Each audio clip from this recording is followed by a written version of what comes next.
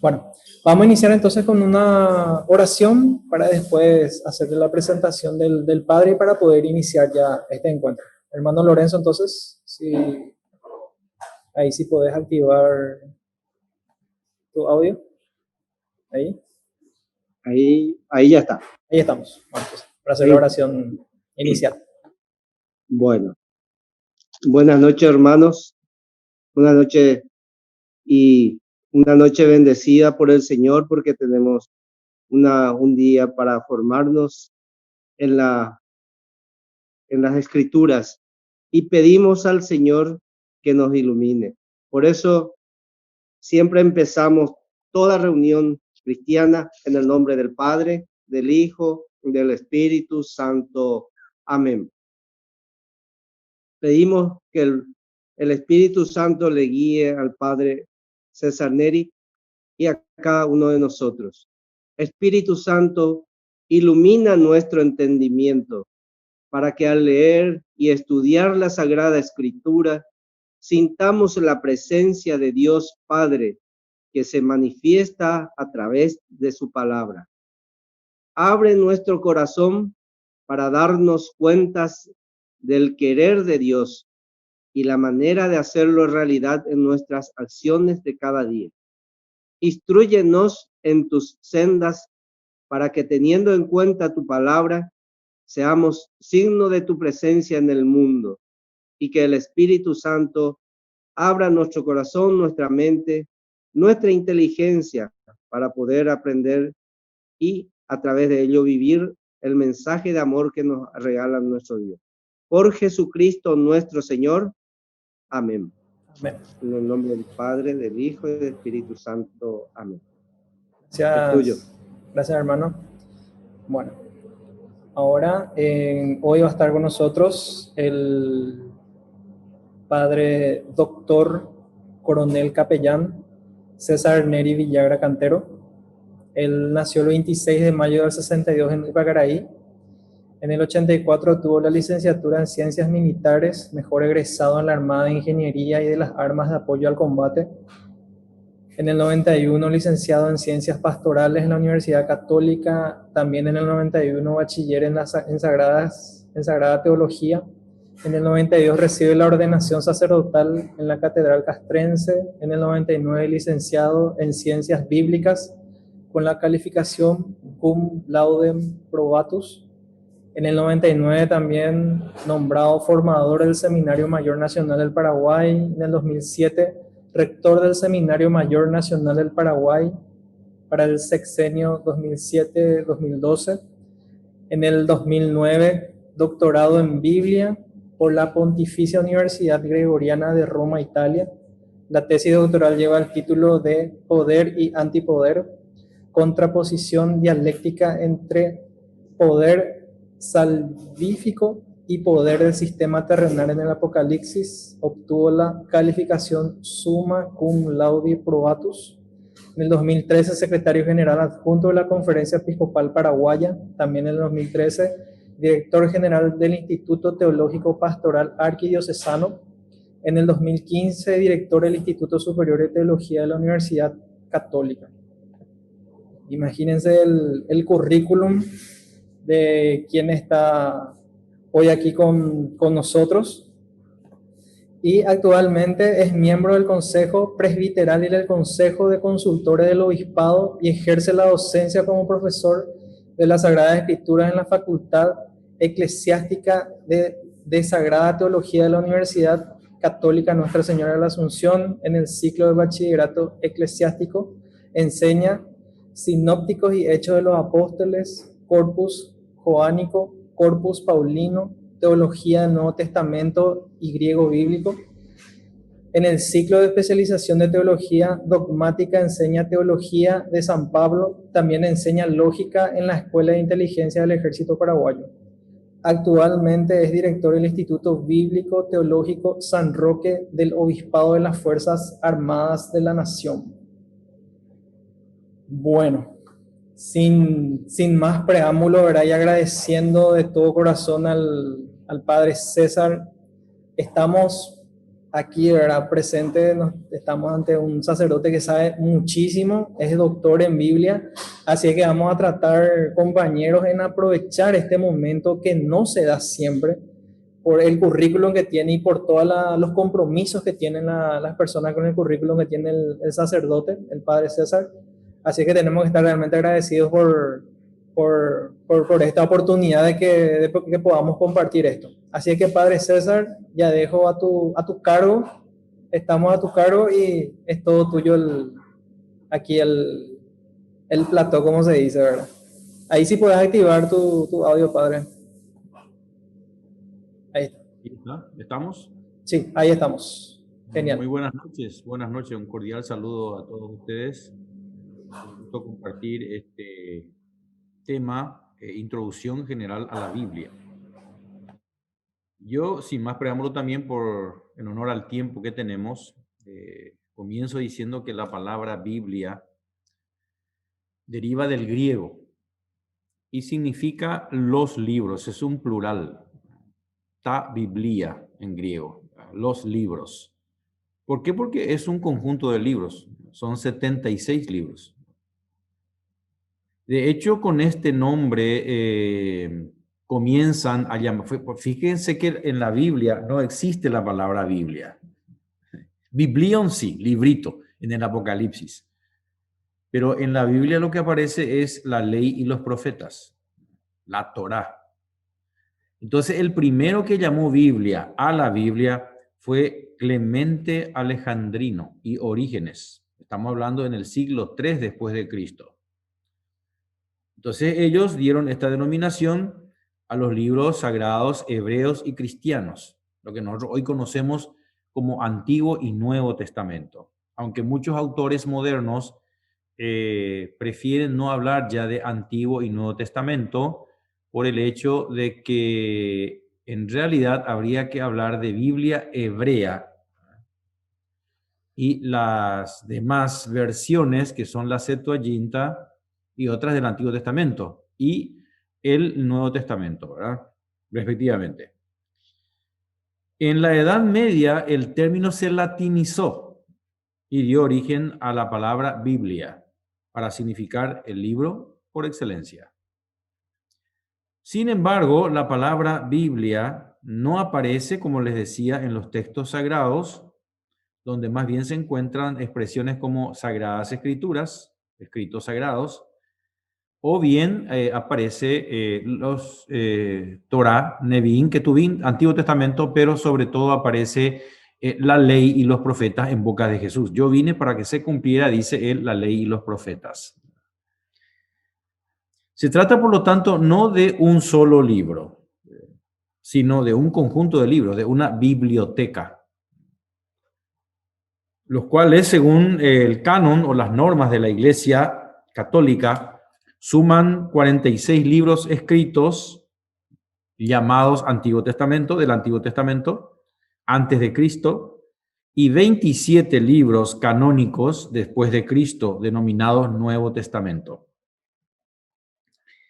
Quiero decir también acá de entrada que la palabra testamento es un error.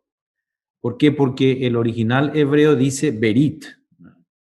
Y la berit es un compromiso libre y personal de Dios a favor de Israel y a favor de la iglesia después, ¿verdad?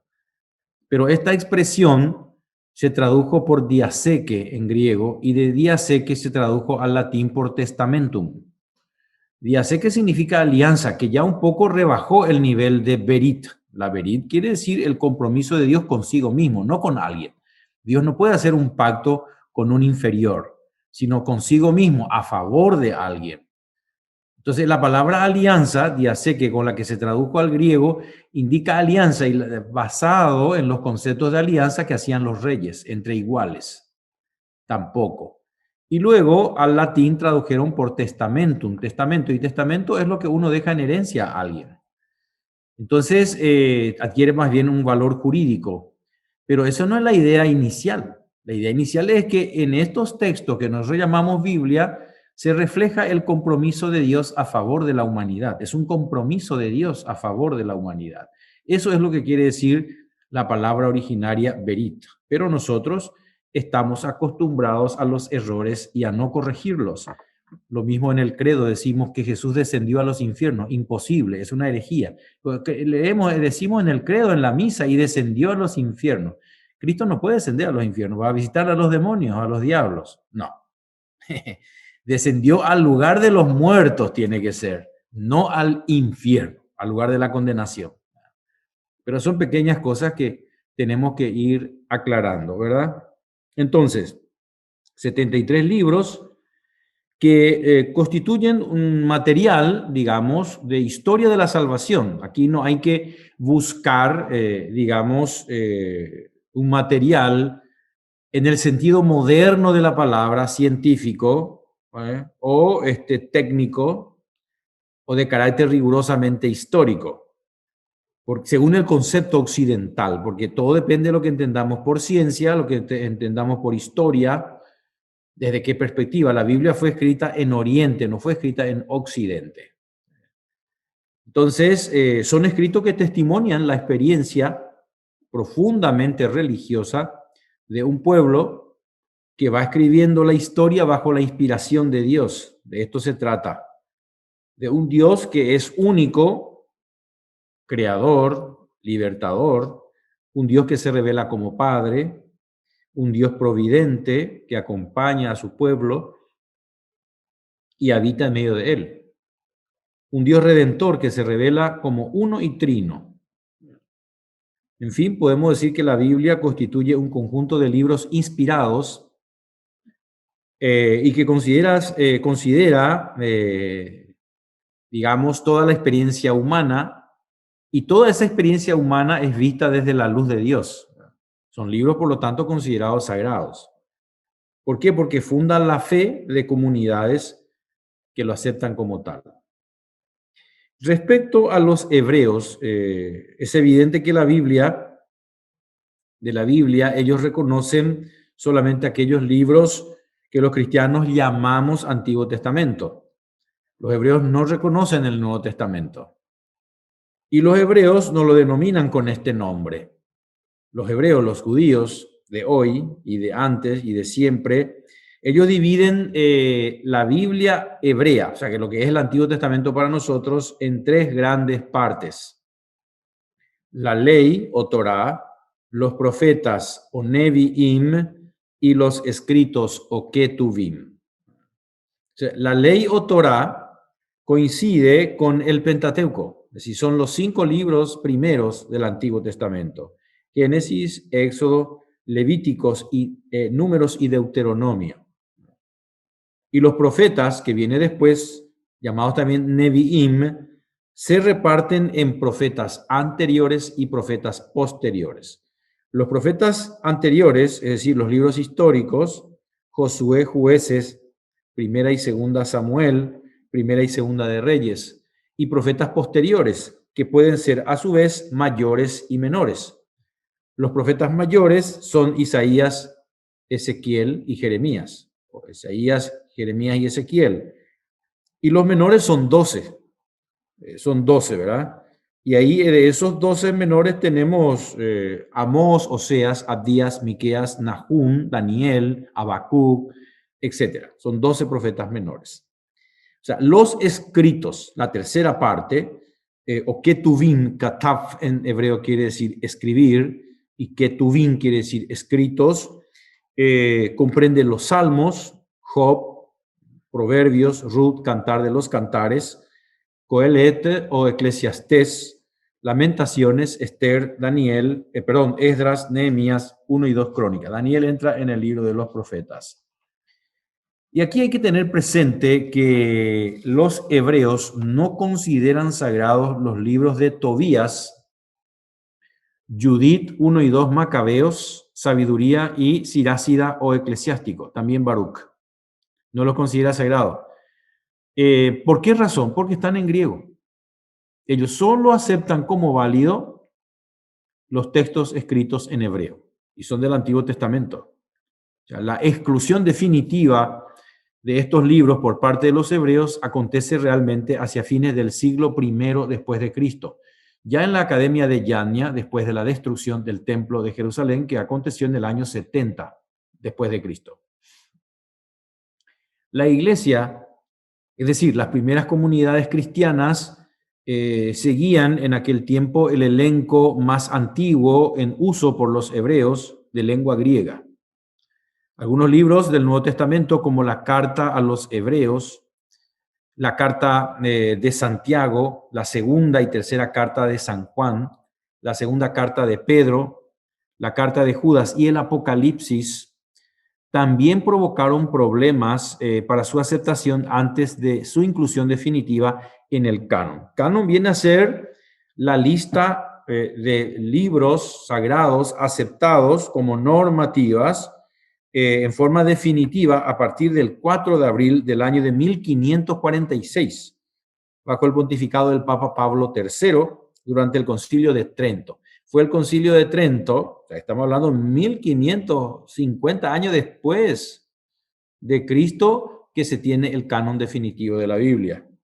Y dicha definición fue ratificada por la tradición común de la Iglesia. Entonces, aquí evidentemente, para los libros del Antiguo Testamento, los protestantes, las iglesias protestantes o sectas, hermanos separados, deciden seguir el canon de los hebreos. Por eso, las ediciones de la Biblia no contienen o ubican en un apartado especial los libros de Tobías, Judith, Sabiduría, Siráside, Baruch y 1 y 2 Macabeos. Porque estos son denominados por ellos, por los protestantes, libros apócrifos. Los católicos, en cambio, los llamamos libros deuterocanónicos, para indicar que hubo dudas sobre su autenticidad. Y la expresión protocanónicos indica que los libros así designados nunca plantearon dudas sobre su autenticidad. Protocanónicos y deuterocanónicos. Pero deuterocanónicos, si bien tuvieron dudas al principio, fueron incluidos después cuando hubo certeza. Los protestantes decidieron eliminarlos, ¿verdad? Entonces, solamente que ellos se contradicen. ¿Por qué se contradicen? Por el hecho de que los libros fueron no aceptados del Antiguo Testamento porque estaban en griego. Porque griego no es la lengua sagrada es el hebreo. Entonces, yo digo a los protestantes, entonces tienen que rechazar todo el Nuevo Testamento. Porque el Nuevo Testamento solo tenemos en griego. ¿Me entienden? Es una contradicción. En ese sentido, los católicos son coherentes. Es decir, aceptan tanto la versión hebrea de la Biblia como la versión griega del Antiguo Testamento. Y por lo tanto, es coherente al aceptar el Nuevo Testamento porque el Nuevo Testamento solo hay en griego. Se ha hablado de un Mateo arameo. Orígenes habla de Mateo arameo, pero jamás nadie encontró ese texto de Mateo arameo. Se menciona, se dice, quizás si vayamos al túnel del tiempo a buscar, no sé si vamos a encontrar, pero jamás llegó hasta nosotros.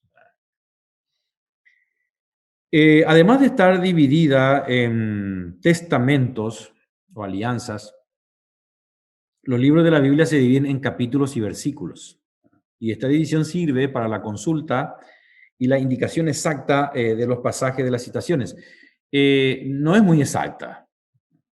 Por eso que muchas tesis doctorales tratan de demostrar que un texto comienza antes o después de cómo se indica que comienza en las Biblias y termina después o antes de cómo se indica. Un versículo más, un versículo menos, un medio versículo más, que es determinante para la interpretación de un texto, de una perícopa, se dice. La perícopa es la menor unidad literaria con sentido completo, es decir, que puede comunicar una idea. Así, por ejemplo, Génesis 20:15, se trata del libro del Génesis, capítulo 20, versículo 15, y fue el cardenal Stefan Langton, profesor de la Universidad de París, en el año 1214, el que dividió la Biblia latina, la Vulgata, en capítulos. No había capítulos. O sea que hasta 1100 y pico, hasta 1213, la Biblia estaba escrito de largo, de un pucú. No tenía capítulo ni versículo. Desde el 2014, Stefan Langton, este cardenal, lo divide en capítulos. Hay que esperar 1528, es decir, más de 100 años, para que el sabio Sante Paganini de Lucca, en 1528, introdujera la división en versículos. 1528. Y para el Nuevo Testamento se convierte en normativa la división introducida por el editor humanista Roberto Stefano en el año 1555. La Biblia en realidad es un diseño de muchos libros en un solo diseño. O sea, la multiplicidad de libros, 76, que componen la Biblia, necesariamente nos permite ver que hay una variedad de los mismos libros como diversidad de caracteres. Los libros no son iguales. No son capítulos como de una novela enorme, no. Son totalmente distintos uno de otro a veces, por el tema, por varias razones literarias. O sea, la Biblia no puede compararse por eso a un catecismo. No es un catecismo. Ni mucho menos es un tratado sistemático como la teología. Aunque algunas partes podrían tener tales caracteres. Pero la Biblia no es un catecismo, la Biblia no es un compendio teológico, bajo ningún sentido. O sea, muchos libros, muchos autores que vivieron en un arco de aproximadamente 13 siglos, que han contribuido a escribir la Biblia. La primera página del Génesis tiene el tono solemne de un poema en los orígenes. El texto de Primera y Segunda Samuel, Primera de Reyes, tienen carácter narrativo, que cuenta historias. Relatan las peripecias que llevaron a fundar la monarquía y describen las consecuencias de la elección de dicho sistema de gobierno en Israel. Por decirlo, el último capítulo del Apocalipsis tiene la forma de una visión del más allá, que se abre con un fondo que deja ver la suerte de la realidad cósmica e histórica. Y por eso nos resulta sorprendente que se encuentre en la Biblia estos libros y de los estilos más diversos. Muchos estilos. Por eso que hoy, para hacer un acercamiento adecuado a la Biblia, necesitamos conocer los métodos, necesitamos conocer los géneros literarios. Si con qué género fue escrito. Cuando un muchacho escribe una carta, bueno, ahora no se escriben más cartas como antes, ¿verdad? Ustedes, los muchachos de ahora es por celular, por chateo nomás ya. Se perdió todo el encanto de las cartas, que va con un sello de un beso, un corazón con una flecha, y ahí le declara su amor. Eso se perdió. La carta es un género literario. No ahora por WhatsApp nomás, ¿eh? Y todo abreviado para que no entienda la mamá y el papá si el celular cae en manos de ellos, ¿verdad? Entonces, lenguaje cifrado. La carta es un género literario. Fíjense, la carta de San Pablo, la carta de San Juan, la carta de Judas, la carta primera, segunda y tercera de Juan, primera y segunda de Pedro, son cartas. San Agustín, cuando define la Biblia, dice que la Biblia es la carta de amor de Dios dirigida a la humanidad. Qué lindo, ¿eh? Carta de amor de Dios dirigida a la humanidad.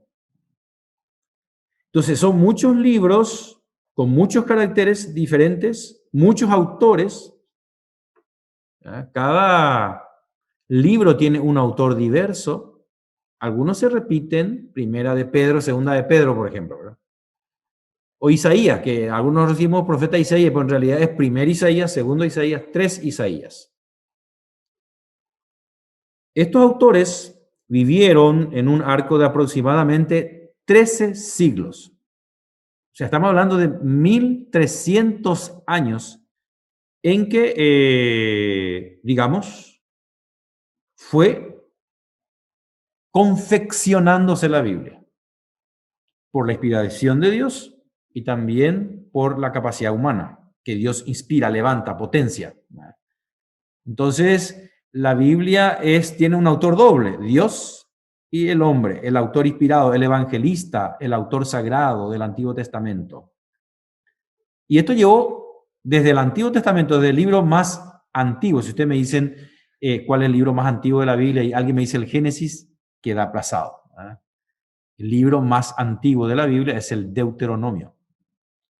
Y bueno, desde el escrito más antiguo hasta el Apocalipsis, último libro, año 100 más o menos después de Cristo, tenemos 1300 años. Fíjense, una literatura de tipo sagrada, religiosa, histórica, narrativa de 1300 años de proceso de elaboración, hasta completar lo que hoy tenemos nosotros en nuestras manos. Entonces, la primera página del Génesis, como le digo, tiene ese tono solemne, diferenciado, la narrativa de los reyes, la invectiva de los profetas. ¡Ay de ustedes!, dice él, pueblo pecador, Isaías, Hoi Goi Joté Abedabenu, en hebreo, ¡ay de ti, pueblo pecador y maldito! Como con fuerza Dios a través del profeta condena a un pueblo de dura cerviz que es incapaz de asimilar la palabra de Dios y de caminar según sus mandatos. Nos encontramos por eso en medio de relatos, de historias, oraciones, de leyes, poesías, anales, profecías, leyendas, cantos de amor, himnos, lamentaciones, cartas, profesiones de fe, proverbios, discursos y mucho más, por citar algunos de los géneros literarios con los que fue escrito las Sagradas Escrituras. Pero ¿cuál es el tema central de esta gran sinfonía de géneros y de obras, de maneras de hablar, que son las maneras diferentes en que se entona la palabra de Dios para la humanidad? Como Dios quisiera, es como si Dios quisiese componer una sinfonía de diferentes tonalidades para alegrar el oído del hombre. Es una gran sinfonía. ¿Cuál es el objeto del que tratan estos libros? ¿Cuál es el tema de toda esta sinfonía? ¿Y a qué se refieren los múltiples y diversos escritos que confluyeron en lo que hoy llamamos la Biblia?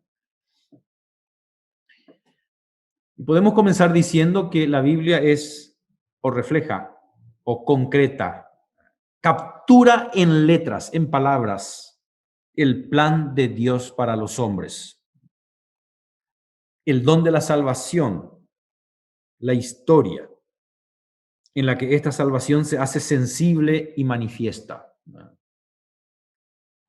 Después de haber delineado con un gran telón de fondo el evento de la creación, es el telón de fondo, y la situación de la humanidad delante de Dios, me refiero a los 11 primeros capítulos del Génesis, la atención de la Biblia se centra ahora en la formación del pueblo. Primero la creación del universo, el gran escenario. Luego se va achicando. Luego de tener el cosmos, se centra en la creación de un pueblo. Y para crear un pueblo llama a un hombre llamado Abraham, que su nombre ya te dice padre de una muchedumbre, un pueblo grande. Entonces se centra en la formación de un pueblo con Abraham y sobre la promesa, bendición y alianza preanunciado a la descendencia de Abraham. Y ahí están los famosos patriarcas, los patriarcas, los hijos de Jacob, Abraham, Isaac y Jacob. 12 patriarcas. Y esas 12 tribus que van a formar el pueblo elegido de Dios, que va después al exilio a Egipto en Éxodo. Y luego regresa del Éxodo. Y así continúa la historia hasta llegar en Jesucristo, muerto y resucitado, a inicio de nuestra era. Si ustedes se fijan en la carta a los Hebreos, capítulo 11, versículo 1 y siguientes, cuando se define la fe es la certeza de lo que se espera. La fe es la seguridad en las cosas que no podemos ver. Dice, definiendo el autor, y luego enumera todos los representantes, todos los testigos de esa fe, desde Abraham hasta Jesucristo. Entonces, una síntesis de la historia de la salvación. En Jesús fueron vencidos el pecado y la muerte, y gracias a la fe nacida en él, del bautismo, surge una nueva comunidad supranacional al que llamamos iglesia. llamada a ser sacramento, es decir, signo e instrumento de unión íntima con Dios y la unidad de todo el género humano. Así lo define el Concilio Vaticano II, Constitución dogmática sobre la Iglesia. Y tal es el hilo conductor que atraviesa toda la Biblia y constituye el factor de su unidad y su razón de ser. De hecho, ninguno se atrevería, y fuese inteligente, a negar la extraordinaria riqueza de cultura, de arte, de conocimientos humanos depositados en la Biblia. Es una gigantesca biblioteca. Hasta dieta. Hay un profesor mío en Roma, Martin Knott, americano, que escribió un libro de 500 páginas, The Diet in the Bible, dieta alimenticia en la Biblia. Sí, porque la Biblia tiene dieta vegetariana, elimina ciertos alimentos como el cerdo por ser impuro, etc. Hay toda una dieta. Si uno puede sacar medicine in the Bible, medicina en la Biblia. Las medicinas, hebreas, básicas que se tenían en la antigüedad. Antes del mundo griego, por lo tanto, antes de los grandes referentes de la medicina antigua.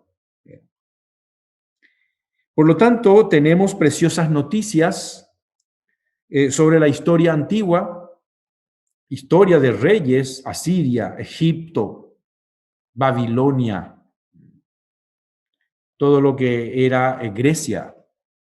Todo está concentrado ahí. Los grandes imperios, sus culturas, sus lenguas, porque el hebreo es el resultado de varias lenguas. No solo, el hebreo no es una lengua originaria. El hebreo es un idioma deudor del acádico, del caldeo, del asirio, del egipcio. Entonces tiene muchas raíces en distintas lenguas. Por eso los exégetas a veces nos vemos obligados a estudiar otras lenguas más antiguas todavía que el hebreo para ver la raíz última del significado de una palabra. Egiptología, por ejemplo. Los salmos obligan a estudiar la egiptología, el egipcio antiguo. Y así, es una riqueza impresionante, con sus historias antiguas, con su nivel, el cantar de los cantares, los salmos, un altísimo y elevadísimo nivel de poesía, con una métrica exquisita. Entonces, ahí nosotros encontramos el arte, la eficacia, el análisis del corazón humano, insuperable análisis. Imagínense ustedes la parábola del hijo pródigo.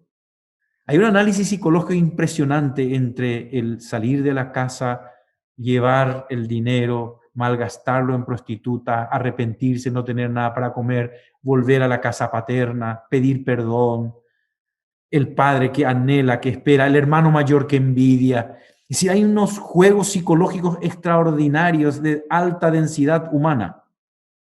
Eso es la Biblia. La Biblia no es solamente un relato de seres angélicos allá del... No. Tiene mucho que ver con la realidad humana actual, profunda, con la psicología humana, los temores, el parto, cuando la mujer sufre en el parto. Hay tesis doctorales sobre el temor humano y el temor de Dios. ¿De qué tiene miedo el hombre? De la enfermedad, del parto, de la guerra, de la muerte, del fracaso. Todo está en la Biblia. Entonces, tenemos acá pasiones humanas, modelos de sabiduría, convalidadas por los siglos. Pero la Biblia es sobre todo el conjunto de libros donde se documenta el plan de Dios para los hombres. Y su contenido es el mensaje de la salvación dirigida a toda la humanidad. Como dice San Agustín, la carta de declaración de amor de Dios dirigida a la humanidad. San Agustín había dicho en su sermón número 9:1 sobre el Salmo 90, nos han enviado escritos de aquella ciudad hacia la que somos peregrinos, las Sagradas Escrituras. El tercer punto sobre esta introducción es plantear el tema de qué habla la Biblia. ¿De qué habla la Biblia? En cada página de la Biblia, el gran protagonista es Dios, bajo diversos nombres: Yahvé, Elohim, Adonai, El, Elión, El Shaddai, Yahvé. Son diversos nombres que adquiere. Dios es el protagonista. Por Él, por medio de Él, y para Él son todas las cosas. A Él la gloria por los siglos, dice Romanos 11, Pablo en Romanos 11:36. Y esta exclamación de San Pablo se puede escribir también en la tapa de la Biblia. Todo en la Biblia parte de Dios y retorna a Él. No se trata del Dios en minúsculas, en abstracto, de los filósofos, sino de un Dios vivo y verdadero que ama a los hombres, que se involucra en la humanidad. No es el Dios masónico, el gran arquitecto, que es un Dios que no sirve para nada, que es un ídolo, un invento de la mente humana. El Dios bíblico es el Dios de Abraham, de Isaac y de Jacob, es el Dios de Jesucristo, que se interesa, se involucra con la realidad humana, tiene un plan, tiene mandamientos, tiene proyectos para el hombre, está codo a codo con el hombre y por lo tanto tiene que ver con toda la realidad humana, con el escenario humano. Hoy existe la pretensión de eliminar a Dios de la esfera social y de refugiarlo en la intimidad de la conciencia humana. Eso es imposible, porque Dios siempre tiene algo que decir a la sociedad humana, a la humanidad. Entonces, la Biblia enseña que Dios es todo. No se trata del Dios abstracto, por lo tanto, de los filósofos, sino de un Dios vivo y verdadero que ama a los hombres y a la humanidad. La Biblia enseña que Dios es innombrable, inaferrable, supera la capacidad del intelecto humano. Es el Dios soberano y majestuoso del Génesis, el Dios que modela a Adán y que llama a Abraham e inspira a José. Es el Dios que se revela a Moisés y que guía a su pueblo Israel por el desierto. El Dios tremendo del Sinaí, el Dios familiar de Tobías, el Dios de la justicia de Amós, el Dios del amor de Oseas, el Dios santo y redentor de Isaías, el Dios íntimo de Jeremías, el Dios esposo de Ezequiel, el Dios misterioso de Job, el Dios padre de los evangelios, de Pablo y de Juan, el Dios eterno del Apocalipsis. En un momento fundamental de la historia de Israel, este Dios revela su nombre a Moisés diciendo: yo soy el que soy. Razón por la cual Moisés dirá: aquel que es, en hebreo, Yahvé, me ha enviado a vosotros, en Éxodo 3, 14 al 15. Pero este nombre jamás será usado por reverencia de parte de los israelitas, quienes se aterraban ante la posibilidad de pronunciar el tetragrama. El tetragrama es la Yod, la He, la Bau y la He. Es para decir Yahvé, pero no tiene vocales. Entonces no se leía. Y inventaron los hebreos, por lo tanto, el aleluya. Aleluya. ¿Qué quiere decir alelu? El verbo alelu es la primera persona del plural del verbo halal, que quiere decir alabar, glorificar. Y ya es la palabra inicial, la sílaba inicial de Yahvé. Y como ellos tenían prohibido pronunciar todo el nombre, porque nombrar a Dios significaba la muerte, entonces decían aleluya, alabemos a Yahvé. Y entonces no alababan a Dios sin decir todo su nombre. Aleluya, ve sería. Entonces, de ahí viene aleluya. Por lo tanto, ellos decían: aquel que es, yo soy el que soy, me ha enviado a vosotros. Entonces, ellos no pronuncian el tetragrama sacro, las 4 letras del nombre de Yahvé, y en su lugar dirían simplemente, por ejemplo, Señor, Adonai. Aquí hay que tener cuidado de confundir Adonai con Adoni. Adonai es solo Dios y Adoni es el esposo. Cuando uno va en un supermercado en Jerusalén y va ahí el esposo y la esposa es la que lleva el carrito, porque ella es la que compra las cosas, pone ahí, qué sé yo, compra verduras, enlatados, papel, todo lo que es necesario para la casa. Y cuando va a llegarse ya al cajero, las mujeres hebreas le gritan a su marido y dice, Adoni, le dicen, mi señor, porque hay que pagar la cuenta. Entonces el esposo es muy señor porque tiene que poner el cash, el dinero. Entonces le dicen Atoni, que significa señor mío o esposo mío. Pero a Dios se reserva la palabra Adonai, que es diferente. Entonces,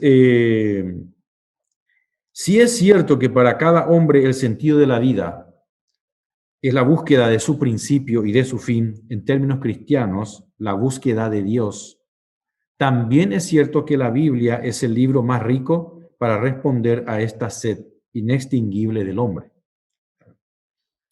Y frente a Dios en la Biblia, el hombre aparece como criatura de Dios y en diálogo con él. El primer capítulo de la Biblia habla de la bendición y del destino del hombre y de la mujer. Dios les bendijo y les dijo, sed fecundos y multiplicaos, llenad la tierra y dominadla. Mientras que la última página concluye con una invocación apasionada. Ven, ven pronto, dice Apocalipsis 22:20.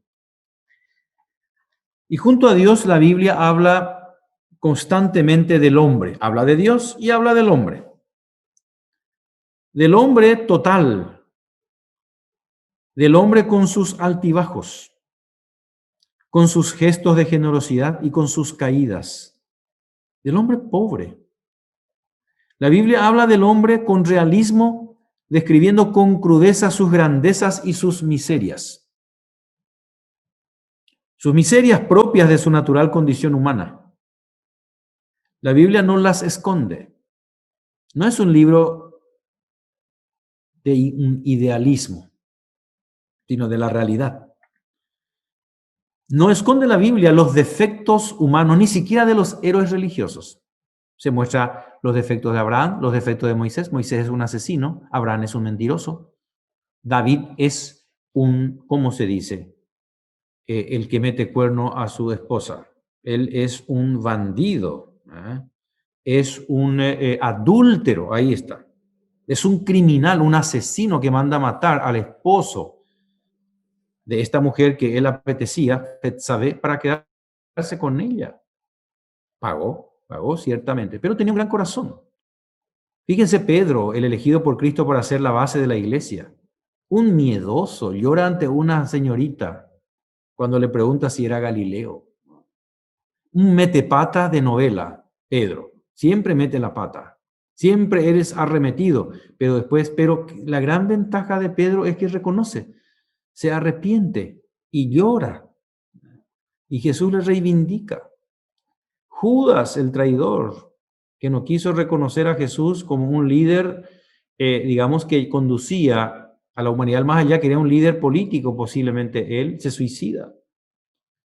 Entonces, los apóstoles, los santos de la Biblia, no son seres espectaculares, son seres de carne y hueso como nosotros, con defectos y con virtudes, pero que tienen la humildad de reconocer sus defectos y de convertirse.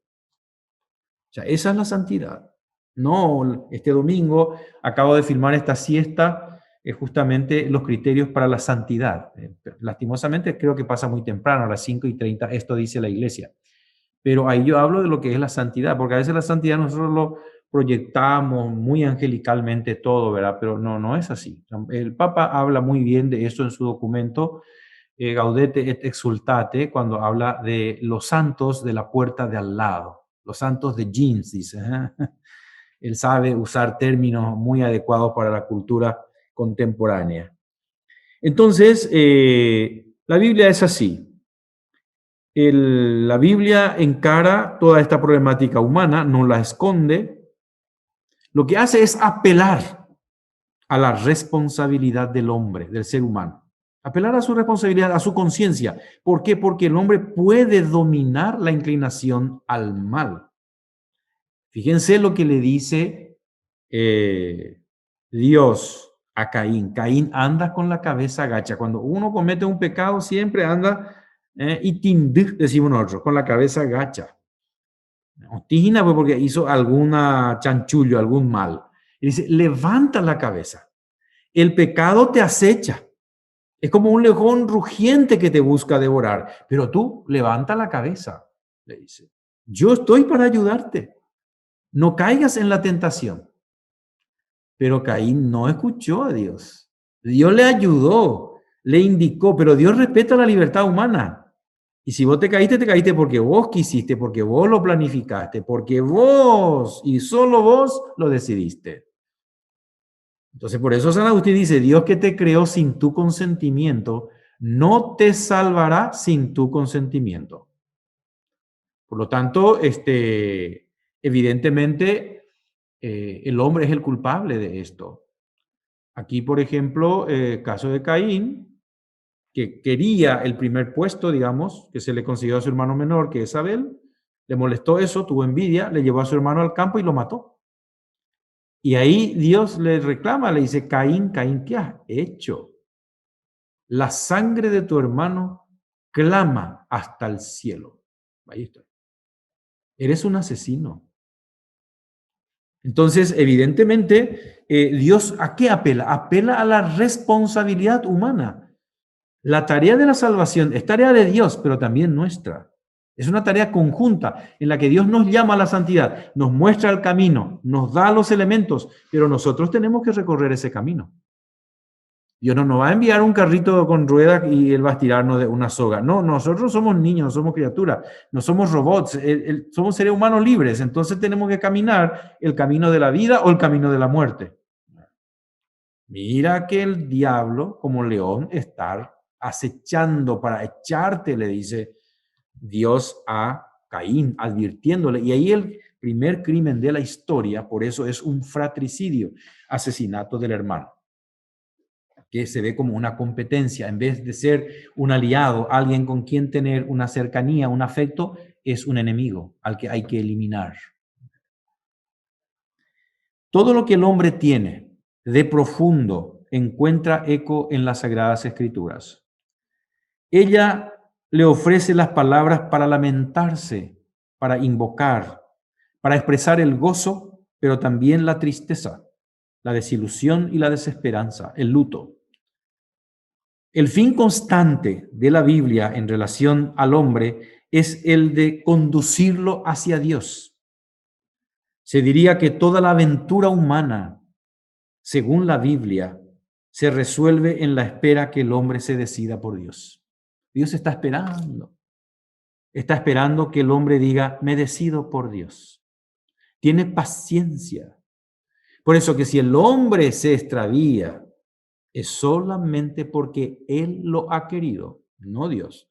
Dios está como aquel hijo que se fue a perder su dinero con malas mujeres, está en la puerta esperando que retorne su hijo para perdonarle. Y ese retorno implica la conversión. Esa es la Biblia, la espera de Dios para que el ser humano vuelva a su verdadera casa, la casa de Dios. ¿Cómo habla la Biblia? Aquí vamos a entrar en un aspecto más técnico. Este es el cuarto punto. ¿Cómo habla la Biblia? Y en la Biblia Dios habla a los hombres, digamos, de distintas maneras. La verdad se expresa en la Biblia de diversos modos, histórica, poética, profética, etc. Y por eso es necesario conocer los diversos géneros literarios, las circunstancias y condiciones culturales e históricas que en su momento condicionaron la producción del texto. Los géneros literarios son los diversos modos con que el autor del texto sagrado expresa sus ideas. Por tanto, es necesario conocer bien esos géneros para comprender el mensaje que se quiere transmitir. Entre otros, en la Biblia encontramos varios géneros. Yo no voy a decir todos los géneros que hay, pero por ejemplo está el género credo. El credo. El credo es una declaración pública de adhesión a Dios. Cuando yo digo creo en Dios Padre Todopoderoso, creador del cielo y de la tierra, creo en Jesucristo. Este es un género literario de adhesión a Dios y de reconocimiento de su bondad y su poder con el consiguiente compromiso de nuestra parte. Entonces hay muchos credos en la Biblia, en Deuteronomio, en Salmo, en el Salmo, en el Nuevo Testamento, en Colosenses, en Efesios, son credos. Otro género literario son las sagas. Las sagas. Las sagas son narraciones que por largo periodo de tiempo se transmitieron oralmente y conservan de generación en generación las vivencias del pueblo. Y en ellas los personajes aparecen idealizados. Por ejemplo, la historia de los patriarcas, el paso al Mar Rojo, la historia de algún personaje concreto, etc. Luego están los midrash. Los midrash es una interpretación y reflexión acerca de la escritura que hace la comunidad creyente. Son de tres tipos: midrash Agadá, midrash Halakha y midrash Pesher. El Agadá es un relato edificante y moral, por ejemplo, el caso de Tobías, Ruth y Judith. El Halakha imparte normas de conducta. Fíjate, la palabra halak quiere decir camino, es decir, que te ayuda en el camino de la vida. Midrash Halakha, por ejemplo, proverbios, porque son sabiduría práctica de conducta de cotidiana, de cada día. Cómo comportarse con tu mamá, con tu papá, con una autoridad, cómo comer, cómo vestirse, qué clase de esposa elegir. Te indica todo esto la Midrash Halakha, proverbios, salmos y eclesiástico. Y la Midrash Pesher. La Midrash Pesher es una reflexión vivencial que la comunidad creyente pone en boca de un personaje ilustre. Por ejemplo, el cántico de Ana o el cántico de Zacarías. Después tenemos el género histórico, que no es rigurosamente histórico en el sentido de lo que nosotros conocemos la historia. Yo una vez le dije a un profesor, ¿y qué es la historia? Y me dijo, la historia es la sucesión sucesiva de los sucesos que se suceden sucesivamente en la sucesión ininterrumpida del tiempo, ¿verdad? Entonces eso es la historia, ¿verdad? Pero no, en la Biblia no es, ni tampoco los acontecimientos relevantes que forman hitos en la, digamos, cultura de un pueblo, sino en la Biblia historia es historia de salvación, es decir, aquellos aspectos de los acontecimientos en la que el pueblo siente la manifestación y la actuación de Dios. Por ejemplo, el paso del Mar Rojo, el nombramiento de un rey, el suscitarse de un profeta, el advenimiento de Cristo. Historia de la salvación. Entonces, género histórico se refiere, por lo tanto, a la historia que Dios realiza con Israel y que realiza después con la iglesia. Ahí tenemos Éxodo, es un libro histórico. Josué, Jueces, Números. Luego tenemos el género apocalíptico. El género apocalíptico presenta la lucha entre el bien y el mal. Es un género. Está cargado de signos y de símbolos. Justamente el martes tengo una conferencia así virtual con la animación bíblica de la pastoral de Asunción sobre el Apocalipsis. Hablaremos de los símbolos ahí, ¿verdad? La Apocalipsis presenta siempre la realidad como una lucha entre el bien y el mal. Y está cargado de signos y símbolos. Como es una redacción de carácter comunicativo, a menudo hay nombres que aparecen cambiados. Por ejemplo, a Roma se le llama Babilonia. Pero se dan las claves para que el lector pueda hacer una correcta interpretación. Requiere de una decodificación simbólica, de una lectura atenta a los símbolos, etc. Bueno, luego tenemos el género profético. El género profético es un mensaje solemne que el profeta pronuncia en nombre del Señor y normalmente sirve para advertir, corregir, amonestar, amenazar o condenar incluso. Es frecuente que vaya precedido de la frase, esto dice el Señor. Y cuando es de lamentación y condena dice, ay de ti, Corazín, ay de ti, Betsaida. El ay es un lamento. Pobre de ti. Género profético. Género parabólico, las parábolas.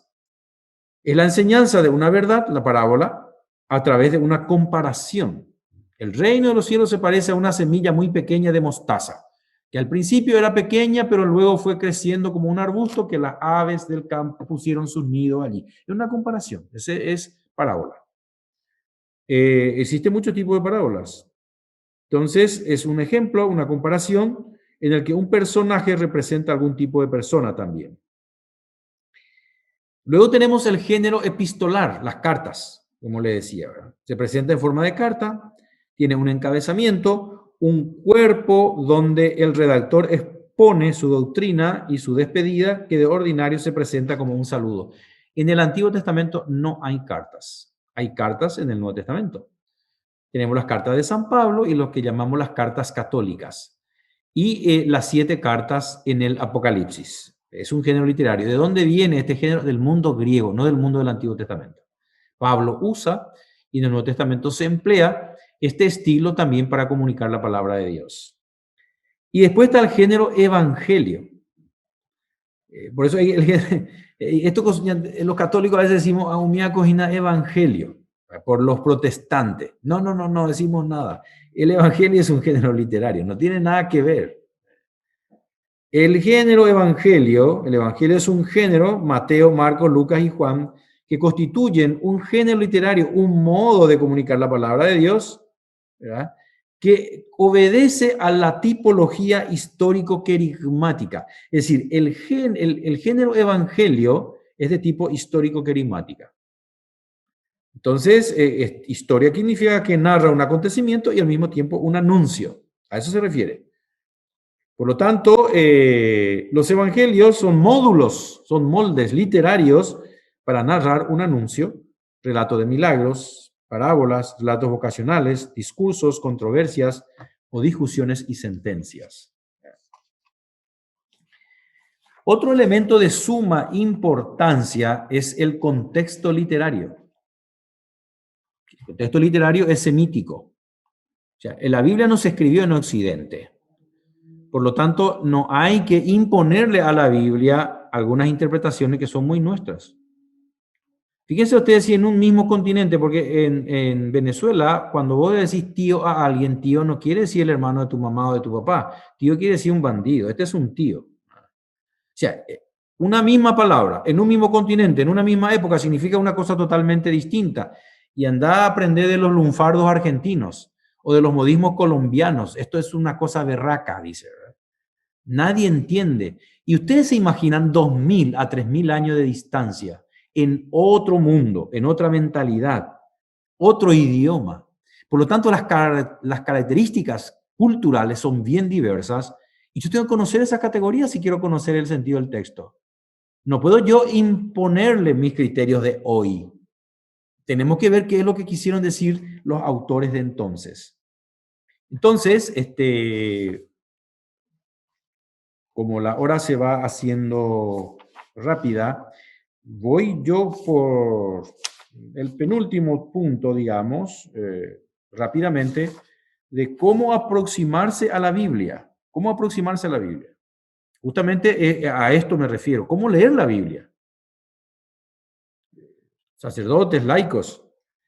Leyendo la Sagrada Escritura, la comunidad escucha la palabra de Dios. Porque Dios habla a través de la Escritura, de un modo privilegiado. No hay una simple identificación entre Sagrada Escritura y palabra de Dios. No es lo mismo. La Sagrada Escritura, anótenlo bien, es una realidad física y sociológica. Física porque las palabras están allí, fijas, relegadas, estampadas, en múltiples caracteres de tantas lenguas diversas, hebreo, arameo, griego y las traducciones. Es también una realidad sociológica, porque el hecho de ser Sagrada Escritura significa que hay un grupo concreto, una comunidad cristiana, una sociedad, de ahí sociológica, una sociedad llamada cristiana que acepta esta Escritura como sagrada, es decir, como normativa y vinculante para su vida. En cambio, la palabra de Dios es una realidad teológica y espiritual que va más allá del concepto de la realidad de la Sagrada Escritura. O sea, la palabra de Dios se manifiesta, acontece en el ámbito de la comunidad, en cada uno de nosotros, en modos muy diversos y a propósito de diversas situaciones, realidades, etc. Un gozo profundo, una grave enfermedad, una gran amistad, una celebración litúrgica, un viaje rico de experiencias, todo puede ser lugar de la manifestación de la palabra de Dios. También la Sagrada Escritura es lugar, y sobre todo ella, lugar privilegiado de la manifestación de la palabra de Dios. La Sagrada Escritura es vehículo de la palabra de Dios para aquellos que se acercan a las Sagradas Escrituras con el Espíritu y en el Espíritu que ha precedido a la elaboración de la misma escritura. Pero a diferencia de otros lugares donde la palabra de Dios se manifiesta, diríamos espontáneamente, la Sagrada Escritura no se abre fácilmente a quien se le acerca. ¿Por qué? Porque requiere un esfuerzo de comprensión a veces fatigoso. Por eso mucho cuidado y mucha atención con los grupos bíblicos. Algunos encabezan nomás ya el grupo y dicen, a mí me parece que la Biblia dice esto. No, la interpretación no es libre, es magisterial. Hay una autoridad que interpreta la Biblia. Y si no se sabe, no se puede. Hay cosas sencillas. Y si no, hay que recurrir a la autoridad competente. Porque de lo contrario, podemos hacerle decir a la Biblia lo que no dice. Entonces, a diferencia de otros lugares donde la palabra de Dios se manifiesta, diríamos espontáneamente, la Sagrada Escritura no se abre fácilmente a quien se le acerca porque requiere un esfuerzo de comprensión, a veces fatigoso. Por eso necesitamos de estos cursos. El estudio de la Sagrada Escritura es un modo de escuchar la palabra de Dios, un modo que requiere profundización en las antiguas palabras escritas que se abren hacia la palabra de Dios siempre nueva. Entonces la palabra de Dios puede ser escuchada de un modo riguroso y técnico, según un análisis minucioso de textos originales griegos, hebreos y arameos. Este modo peculiar procura un acercamiento al sentido original y a la intención, digamos, del autor sagrado, lo que quiso él transmitir. Por eso la finalidad, este tipo de aproximación se llama estudio científico de la Biblia, que se denomina exégesis. Y es la tarea de los biblistas o exégetas, de los doctores, ¿verdad? Y entonces es un modo riguroso. Otro modo de aproximación es el estudio teológico de la Biblia, que consiste en leer la Biblia de una manera más amplia, conceptual, global, según esquemas teológicos. Y este tipo, digamos, de lectura de la Biblia se denomina también eisegesis. Es la tarea de los teólogos bíblicos. Y un modo común hoy día de acercarse a las diversas traducciones de la Sagrada Escritura, Biblia de Jerusalén, Biblia de América, Biblia del Peregrino, Nueva Biblia Española, Biblia Latinoamericana, que son traducciones, son los cursos bíblicos. Y estos cursos capacitan para poder leer y meditar con cierta profundidad la palabra de Dios. Y en esta misma línea se encuentran también las comunidades de oración y de reflexión que toman la Biblia como punto de partida y base de su convivencia, grupos de oraciones, movimientos laicales, grupos carismáticos, cursilistas, neocatecumenales, comunidades eclesiales de base, etc. Ahora, la lectura de la Biblia para el creyente supone una actitud de fe que lo sitúa en la presencia del Señor. Y esa lectura que se hace desemboca en consecuencia en la meditación. Es decir, en la reflexión sobre el texto leído. No es para leerlo nomás, no es una información, sino que requiere una reflexión, una meditación, un esfuerzo mental. Y una buena meditación, hecha con la mente, con el afecto, con el corazón, debe conducir a la contemplación, que se manifiesta en la actitud sincera de adoración de la persona de Jesús. El cristiano que lee, reflexiona y medita la Sagrada Escritura no puede quedar indiferente. La alegría que procura el contacto con Jesús y la consiguiente consolación debe llevarlo necesariamente a un compromiso personal y comunitario. Esto que le estoy diciendo es un esquema de lo que se llama hoy día una aproximación o lectura de la Escritura que se llama la lectura orante de la palabra o lectio divina. Que lectio, lectura, ¿no es cierto? Meditatio, la meditación. Contemplatio, consolatio y luego el compromiso personal, que son los estratos que el monje Gigu ha establecido para la lectura orante de la palabra de Dios, que habría que hacer todos los días, la lectura del día de la liturgia. Entonces, así el lector reza, se comunica con Dios a través de su palabra, ¿verdad? Y como último punto, para dar espacio después a las preguntas y respuestas, yo veo que en la pantalla van saliendo, parece preguntas o respuestas que yo en este momento no puedo responder, sino después. El canon de la Biblia. El canon de la Biblia, tengo que decir que canon, la palabra canon, es norma que gobierna, digamos, viene de la palabra cáñamo, que quiere decir normativa justamente, pero que existe un canon para el Nuevo Testamento y en la base están varios. ¿Y por qué tenemos nosotros 27 libros en el Nuevo Testamento y 46 en el Antiguo? Hay un canon del Antiguo y del Nuevo Testamento. Básicamente hay varios, esto daría todo un curso específico para tratarlo, pero simplemente digo que hay una normativa de canonicidad.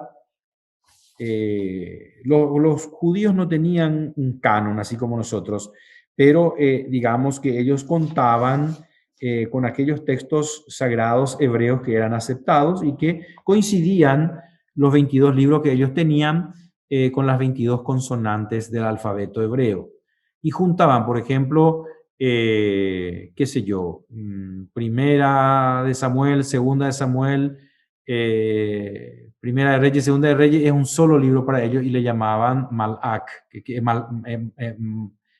Melec. Melec y Malak es ángel, Melec es rey, reyes, o Malquín, es reyes en plural.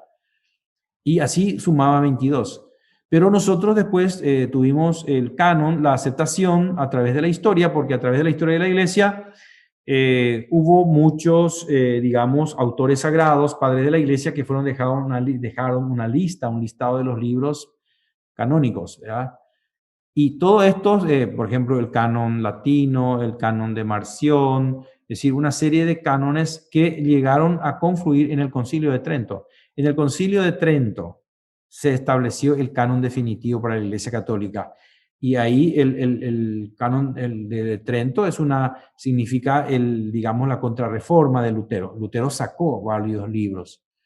Entonces, por eso no coincido con los protestantes, pero hoy se habla ya de una Biblia ecuménica en la que los protestantes aceptan nuestros libros deuterocanónicos e incluyen en su Biblia especificando que son deuterocanónicos o apócrifos, ¿verdad? Por el ecumenismo que se fomenta. Y además no hay razón ni base para desechar. Se desechan sí aquellos libros, aquellos textos que no reflejan, digamos, no reflejan el acontecimiento histórico de Jesús. Testamento, por ejemplo, Testamento de Salomón, del Antiguo Testamento. Hoy del Nuevo Testamento tenemos la infancia de Jesús, o el Evangelio de Tomás, el Evangelio de Pedro, el Evangelio de Judas, el Evangelio de María Magdalena. Todos estos libros, textos, no reflejan y además están en otra mentalidad o conceptualización de las cosas que se llama el gnosticismo. Textos encontrados en Nag Hammadi, en Egipto. ¿Y por qué se aceptaron los 27 libros? Y se aceptaron porque la comunidad eclesial, con sus autoridades, padres de la iglesia, obispos, etcétera, vieron que en estos 27 libros se reflejan la experiencia cristiana y no hay contradicción. Entonces fueron declarados canónicos después en forma oficial en el Concilio de Trento y es lo que rige hoy para nosotros. Bueno, hasta aquí llegamos. Son las 21:11 minutos. Yo dejo espacio ahora. Les paso el micrófono para que planteen las preguntas que deseen y responder lo que podemos, ¿no es cierto? Bien. Ahora estás de tiempo, padre. Para y adelante, aguantamos, estamos. Estás de tiempo. Bueno. Bien. Como ya mencionó, ¿verdad? Hay muchos errores de traducción en la Biblia. Lo que leemos hoy, lo que se tradujo del griego a las distintas lenguas, sí. Hay errores. Uno de esos que ya escuché interpretaciones de sacerdotes, ¿verdad? Con este tema de que es más fácil que un camello pase por el ojo de una aguja. Había escuchado, ¿verdad?, que un sacerdote hablaba de camelos, algo así, que era la soga que tenía el nudo y que eso sería en relación al ojo de la aguja. Y también había escuchado otro sacerdote que dijo el tema de el camello por el ojo de la aguja, que sería por una puerta, tipo un vano, una puerta, que, bueno, totalmente otra interpretación. ¿Cuál sería la interpretación correcta o qué se quiso decir con eso realmente? No, simplemente se quiere decir, sin recurrir a ninguna hipótesis, la extrema dificultad, porque eso se refiere a los ricos. Es decir, la extrema dificultad para una persona rica, pero no solamente en el sentido económico de la palabra, sino para cualquier persona soberbia, entrar en el reino de los cielos. No dice imposible, pero extrema dificultad. Entonces, ese es el mensaje que hay que dar, porque no siempre podemos llegar al conocimiento exacto de los datos que nos da la Biblia, pero el contexto te ayuda a definir, ¿verdad? Entonces, aquí lo que interesa es entender la extrema dificultad. ¿Por qué? Porque las personas que están, digamos, muy adheridas a la riqueza material o a un proyecto particular o personal, y no puede, por lo tanto, abandonarlos para seguir a Cristo, es difícil que entren en el reino. O sea, en ese sentido es sencillo. Este comentario creo que viene después del episodio del diálogo con el joven rico. Sí.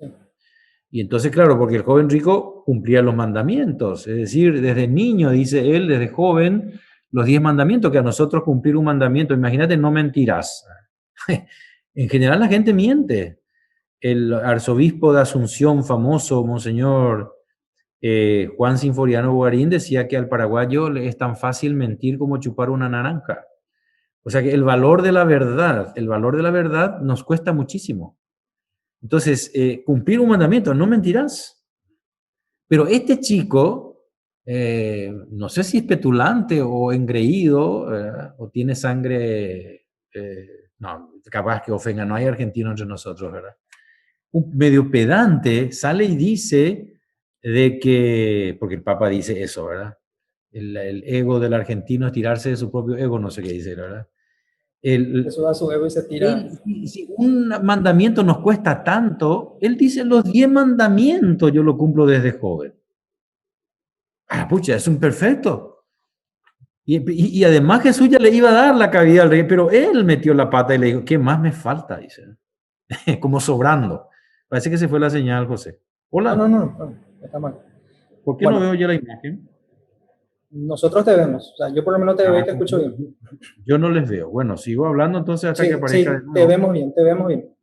Bueno. Otra cosa, con respecto al dios Mitra, que era el dios... Ahí aparece otra vez. Ahí está, el dios Mitra, el Sí. dios adorado por los romanos, ¿verdad? Hasta el siglo XIII.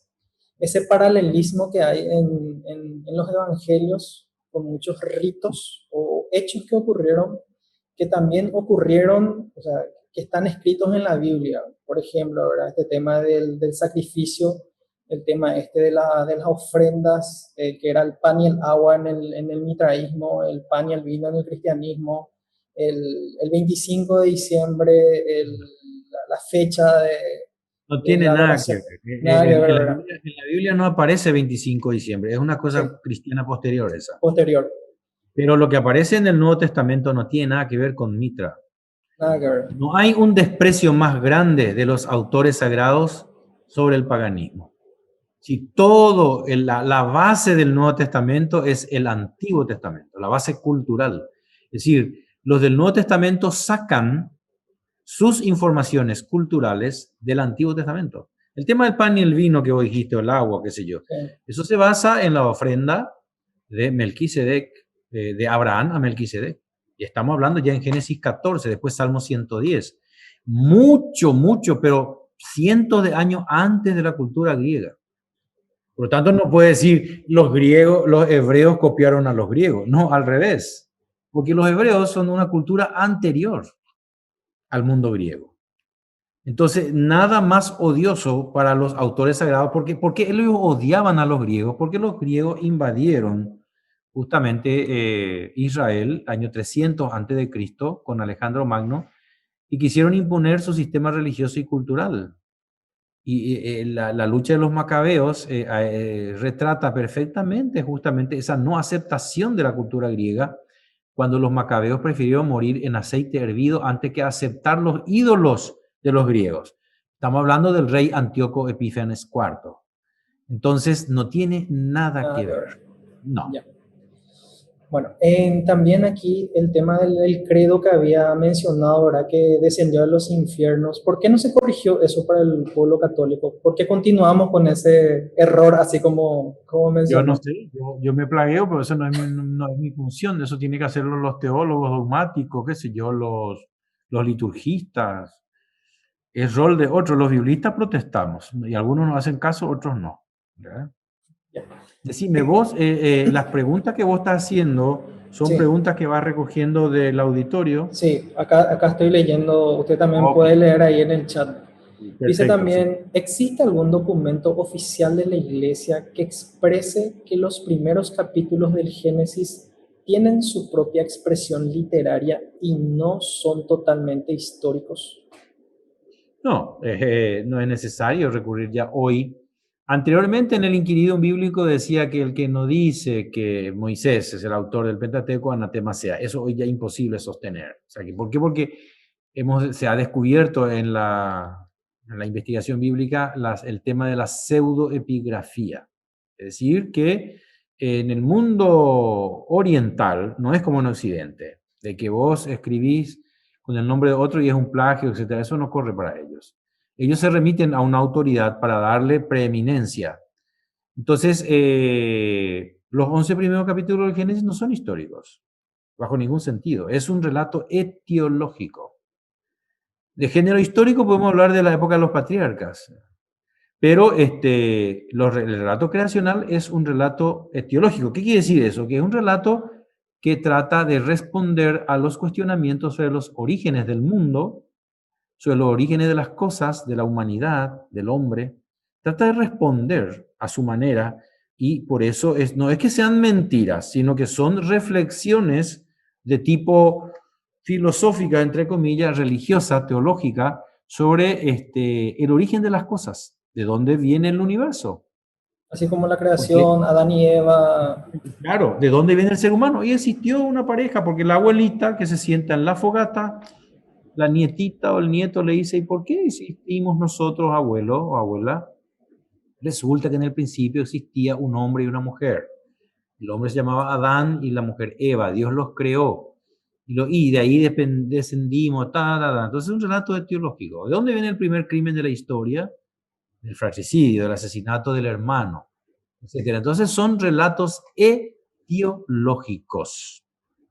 No es fantasía, ¿cómo llamaban los alemanes? Desde el siglo anterior, pasado, no 20, 18, 19, hablaban de un concepto que nosotros hoy tenemos, no es fantasía, no me acuerdo cómo es el nombre que ellos le pusieron, pero relato etiológico no es fantasía, no es un invento, sino es una reflexión, ¿verdad? Filosófica, digamos, desde nuestro punto de vista.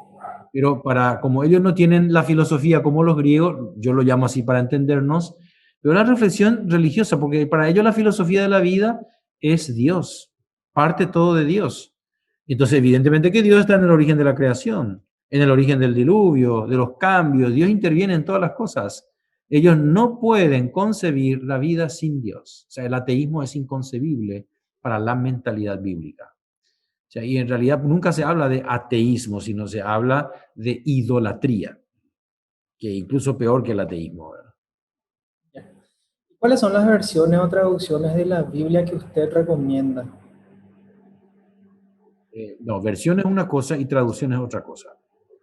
Por ejemplo, la Septuaginta es una versión del proto-masorético. Ahí tengo que explicarle algo primero. Resulta que para el Antiguo Testamento hay la teoría de que existía un texto proto-masorético. Y ese texto proto-masorético surgieron después el masorético, el que llamamos nosotros hoy Biblia hebrea, Stuttgartensia. Yo creo que tengo por aquí, sí, acá está. Esta es la Biblia hebrea Stuttgartensia. Ahí está, el hebreo. Se lee al revés. Para un guaí sería más fácil. Entonces, esta Biblia, que es nuestro original, hoy descendería del proto-masorético. Pero también junto a esto está la Septuaginta, que se habría escrito en Alejandría, bajo Ptolomeo, que no sería una traducción, sino una versión. Luego estaría también los textos de Qumran, ¿verdad? Después está también el Pentateuco samaritano y el texto siríaco, que serían los textos originales, 4 o 5 por ahí, 5 por ahí. Y de eso nosotros tenemos la Septuaginta, que es la versión griega, y la versión griega puede ser otra vez Teodosión, Símaco, ¿verdad? Otras versiones nuevamente que difieren. Y en el Nuevo Testamento tenemos la Biblia griega. El Nuevo Testamento es eminentemente griego. No sé si tengo por acá porque no sé, no encuentro.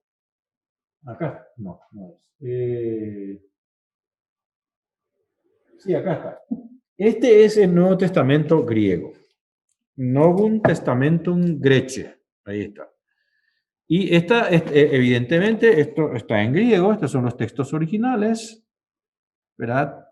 Que tiene diversos papiros. O sea, hay cientos de papiros. En pedacito, esto fue toda una reconstrucción. Y de la Biblia hebrea que leemos 13 hacen todas las traducciones. Deberían hacerse. La Biblia guaraní que nosotros tenemos acá en Paraguay no es una traducción de los textos originales, sino del castellano. Entonces tiene muchos errores, por supuesto que tiene muchísimos errores. Entonces, ¿cuál es la mejor traducción, digamos? Y siempre depende de lo que entendamos también por traducción. Porque los italianos dicen traduttore, traditore. El traductor es un traidor cuando traduce incorrectamente y hace decirle a la Biblia lo que no dice, ¿verdad? Entonces, desde el punto de vista literal, adherente al texto hebreo y griego, es la Biblia de Jerusalén, la nueva Biblia de Jerusalén, que lleva ya más de 100 años de correcciones, ¿verdad? Y con unas notas excelentes. ¿Mejorables? Absolutamente mejorables. ¿Perfecta? No. Es corregible aún. Otra Biblia, este es literal, la mejor traducción literal, que se adhiere al texto hebreo y griego, pero lo que pasa es que a veces nosotros no entendemos las categorías griega y hebreo y necesitamos explicación, para eso las notas. Entonces, otra Biblia muy buena es a nuestro alcance, creo yo, son los 3 volúmenes de la Biblia española, de Luis Alonso Shekel. Es una traducción personal de él, uno de los más grandes biblistas contemporáneos, falleció no hace mucho tiempo. Es una Biblia literaria, es decir, es un placer leer, es de corrido, porque él sabe lo que dice, pero él ya traduce adecuando a la actualidad, es literaria, no es literal. Entonces, en ese sentido, te ayuda para la catequesis y para la comprensión.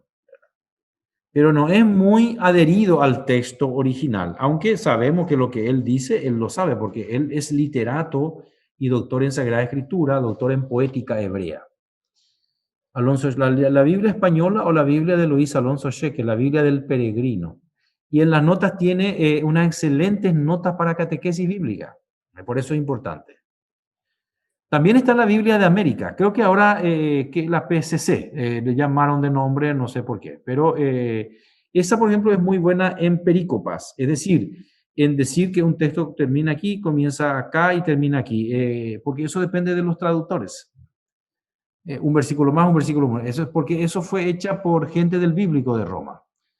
Entonces la Biblia de América, hoy llamado creo que la PCC, que el verbo divino se encarga de traducirlo. La Biblia latinoamericana era bastante ideológica desde un principio, todo lo social, pero ahora se corrigió bastante. Es más confiable, pero no es muy técnica, muy científica. Sirve, digamos, para la reflexión. En primer lugar, Biblia de Jerusalén. Y después hay otras versiones. Hoy Argentina, por ejemplo, tiene ya su propia Biblia, que es la Biblia del pueblo de Dios, muy bien hecha, porque ellos tienen 30 biblistas, de manera que pueden hacerlo. Nosotros somos pocos acá y necesitamos por lo menos 20, 30 biblistas para hacer una traducción. Si no, te lleva estos 20, 30 años hacerlo el trabajo, porque minuciosamente los textos griegos y hebreos, traducirlo es un trabajo de negro, es un trabajo inmenso, ¿verdad? Un biblista puede traducir 1, 2, 3 libros y multiplicando por lo que estamos acá 3, 4, no alcanza 76. Entonces es un trabajo inmenso, ¿verdad? Sobre todo para traducirlo en un castellano muy peculiar al nuestro, porque nosotros no Entendible hablamos para castellano, todos. nosotros hablamos el castellano paraguayo, un castellano de calle, digamos, no es un castellano elegante. Y entonces para que la gente entienda tenemos que traducir en ese nivel de castellano. Y también un guaraní muy riguroso, la gente no entiende, tiene que ser un yopará. ¿Por qué? Porque la finalidad es que la Biblia sea entendida, sea comprendida, no que diga cosas fabulosas que nadie entiende, ¿verdad? Entonces, y eso requiere un criterio también hermenéutico, ¿verdad? Entonces, no sé si respondo a tu pregunta. Sí, sí, sí. Justamente en varias consultas, ¿verdad? Del texto para el catequista, y habló de del español, ¿verdad? Como referencia con el tema de las citas que nos El problema servirían de nomás es que mucho. son 3 volúmenes porque tiene Sí, muchas explicaciones justamente y para eso. catequesis y es muy caro. Y no sé si está en venta hoy día, ¿verdad? Sí, porque la Es Biblia latinoamericana es lo que más usamos nosotros y justamente mencionó que es el más, el no No, tan, sirve, sin duda vale, ¿verdad? Pero sí, no como la pero Biblia de Jerusalén ni como la Biblia del Peregrino. Es de otro nivel, ¿verdad? ya, ya. Y con respecto a lo que dice y no dice en la Biblia, hay también una pregunta, ¿verdad? Dice, ¿por qué los evangélicos, que también dijo que está mal, porque es un género, si mal no entendí, llaman Jehová a Yahvé? Porque en Por una sus... estupidez. Yo digo por una estupidez porque todos los indicios científicos del tetragrama sacro, ¿verdad? Eh, apuntan hacia Yahvé, ¿verdad? ¿Por qué? Porque el aleluya ya te da un indicio de Yahvé, ¿verdad? Y no Yehó. Entonces ellos cambian esto desde no sé qué tiempo, de qué año, y también se encontraron descubrimientos arqueológicos al dios Yao, al dios hebreo Yao. Así le llamaban familiarmente, ¿verdad? Entonces ya, pero es ya no Yeo. Y la misma construcción del verbo, porque el verbo de base es el verbo hayá. El verbo hayá, ser, yo soy, yo estoy, etcétera, del hebreo, está en imperfecto. Entonces, normalmente cuando se pone en imperfecto, porque el imperfecto indica una continuidad temporal, lo que se puede decir eternidad, ¿eh? Yo soy el que soy en el sentido que yo sigo existiendo siempre, ¿no es cierto? Comienza con una vocal fuerte. La A es una vocal fuerte y la YO, que es compuesta, es una vocal débil. Desde el punto de vista gramatical, desde el punto de vista, digamos, de los descubrimientos arqueológicos y de la conformación del vocablo aleluya y de otros, todo apuntan a Yahvé y no Jehová. Entonces, por eso yo digo, decir Jehová es una estupidez. No corresponde. Clarísimo, clarísimo, clarísimo. Ya, Sí. también veo muchas preguntas sobre el Génesis. Hay muchas consultas. Por ejemplo, ¿por qué el libro más antiguo es el Deuteronomio y no el Génesis? ¿En qué género está el Génesis? Después también habla en qué género está escrito el Génesis. Y muchas preguntas sobre el Génesis. ¿Sí me podría explicar Déjame bien? ver lo que recuerdo. Y el Deuteronomio es el libro más antiguo. El Génesis es una reconstrucción. Lo que pasa es que aquí tenemos que hablar de todo el proceso de la Literaturkritik, dicen los alemanes, de la crítica literaria. Es decir, y de la Gesellschaft Kritik, la historia de las tradiciones. Y no solo todo el Deuteronomio, sino Deuteronomio capítulo 4. El 1 al 3 es una introducción que se le agregó posteriormente. Y también la parte conclusiva y menos el capítulo 27. La parte conclusiva son añadidos posteriores. ¿Por qué? Porque ¿cuál fue el núcleo realmente de la revelación bíblica? Y eran los mandamientos, los 10 mandamientos. Eso es lo que recibió Moisés. Ese era el núcleo. Y en función a ese núcleo se fueron tejiendo historias, redacciones, etcétera. ¿Por qué? Porque la redacción de la Biblia no se puede hacer en el desierto, ni tampoco en tiempo de guerra, porque se requiere de intelectuales, de pensadores, de sacerdotes, de escribas. La teoría dice entonces que la gran parte del Antiguo Testamento fue escrito en tiempos del rey Salomón, cuando hubo paz. Y hubo una corriente que se llamaba la corriente deuteronomística, que justamente agarró el Deuteronomio y tomó como base, que es lo que existía, porque el mandamiento, ¿dónde está? No está en el Génesis. Los 10 mandamientos, que es la más antigua revelación, está en el Deuteronomio. Deuteronomio 5, 6. Y entonces, en base a esto, empezaron ellos a rediseñar y ahí se creó el Génesis cuando ya estaba en Israel. Es decir, ellos dijeron, bueno, si nuestro Dios es tan poderoso y permitió que llegáramos hasta Israel, lo estableciéramos acá, quiere decir que es el autor del universo. Y ahí surge el Génesis. Es decir, desde el punto de vista de la redacción, el Génesis es posterior, aunque cronológicamente el Génesis es primero. Pero el proceso redaccional hace que el Génesis sea primero por el hecho de que se tiene que partir de un Dios que creó todo. Y se explica, ¿por qué nosotros estamos aquí? ¿Por qué somos un pueblo que fue esclavo y que ahora es un gran imperio? Con Salomón, ¿verdad? Un gran imperio, respetadísimo. Hasta la reina de Saba venía a escribirle. Mandó a hacer el templo enorme, fabuloso, con la ayuda del rey de Tiro. Entonces Salomón es la cúspide del gobierno y de la grandeza y del imperio israelítico. Después decae. Y ahí ellos dicen, bueno, ¿por qué somos una nación? Estados Unidos no era lo que era ahora, cuando comenzó recién. Pero ahora ellos pueden decir, ¿y por qué nosotros somos los Estados Unidos de Norteamérica, poderoso, que puede incidir en todo el mundo? Y porque Dios desde el principio nos ayudó, nos guió, recrean la historia.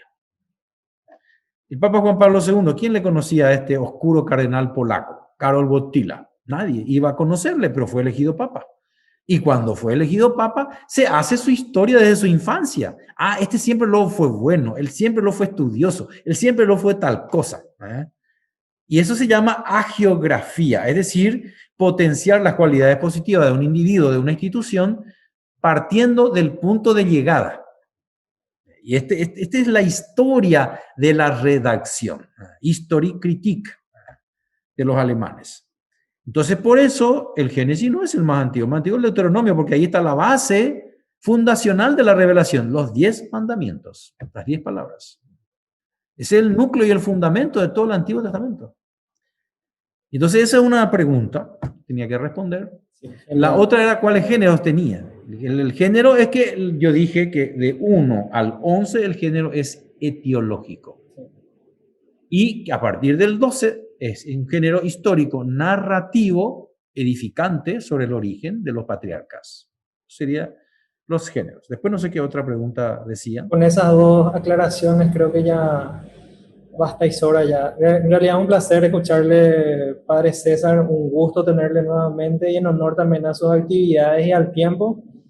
Sí podría hacer una oración final para concluir este hermoso momento de sabiduría donde aprendimos muchísimo. Estoy más que seguro que todo lo que estamos aquí estamos aprendidísimos y aprendiendo muchísimo.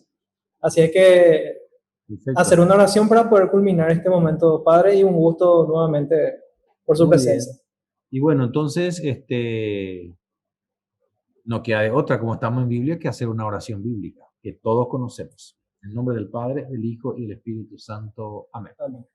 Padre nuestro que estás en el cielo, santificado sea tu nombre. Venga a nosotros tu reino, hágase tu voluntad en la tierra como en el cielo. Danos hoy nuestro pan de cada día, perdona nuestras ofensas, como también nosotros perdonamos a los que nos ofenden. Y no nos dejes caer en tentación, y líbranos del mal. Amén. El Señor esté con ustedes.